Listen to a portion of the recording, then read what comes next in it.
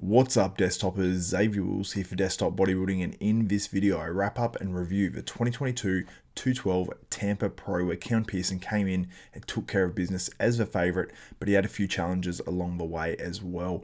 In this video I actually give you guys the top 6 results and break down each competitor individually. So all that plus much more coming up in this video, guys. I hope you enjoy it.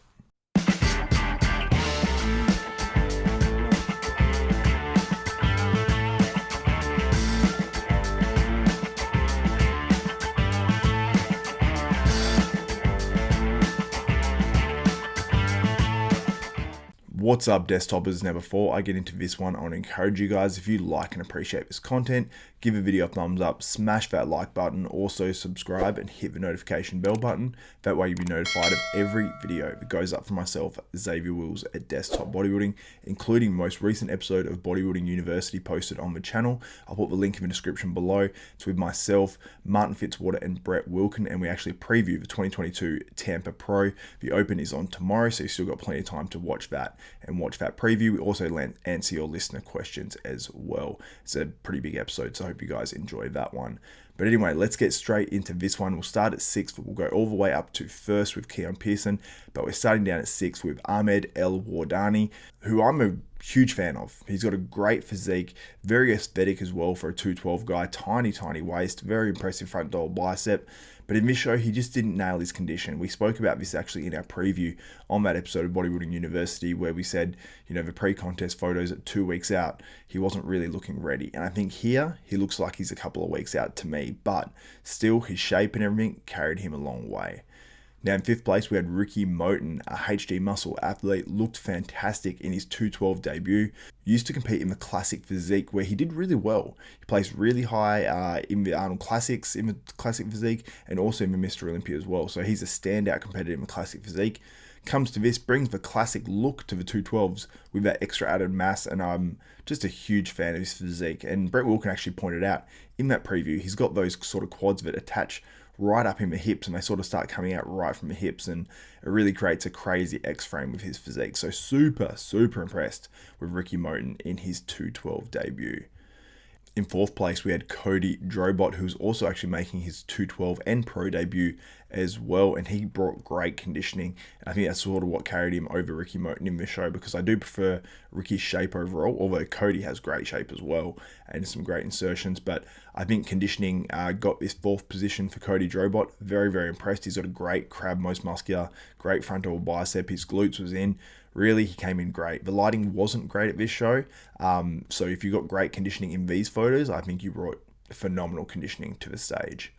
In 3rd place, we had Nathan Epler, who was one of the favourites coming in. He finished 5th place in last year's 212 Olympia, so he had to be one of the favourites. I don't think he was quite as sharp as he's been in the past, because he did do the 212 Olympia last year. He did do, I believe, the New York and the Indy last year as well. And I think that he was just slightly off in terms of his conditioning. He seemed like he was sort of playing catch up a little bit when I was seeing photos of him at 4 and 3 weeks out. But he still did bring in really good. He's still one of the more conditioned guys in the class overall. But for Nathan Epler, I think he has to be absolutely inside out conditioned, because he is one of the taller guys in the 212s. But overall, still has great presentation and still has great conditioning. It's just that we're used to like that inside out next level conditioning from Nathan Epler at this stage. In 2nd place, we had Kerrith Bajjo. Super impressed with Kerrith. He definitely challenged for the win. You could make a case for Kerrith definitely winning this show for sure. And it seems sort of the way that, Keone Pearson competes, and then, the guy in 2nd place is typically sometimes better conditioned, but obviously Keone has the crazy shape. But let's focus a little bit more on Kerrith, because I've been super impressed. I think this guy, pretty much is a walk-up top 10 212 Mr. Olympia competitor if he brings this sort of shape to the stage, because obviously, we know Keone is phenomenal. I think Kerrith is right there as well. I noticed he couldn't quite open up his back lat spread properly, because he's got a lot of muscle back there. So that was a little bit of a shame. But you can see there as well, his glutes are really in. And I think this is an all-time best Kerrith Bajjo. Justin Miller, his coach, did a great job with him. And just a massive shout out to Kerrith Bajjo, because he did bring better conditioning, in my opinion, than Keone Pearson, although Keone brought some of his better conditioning as well.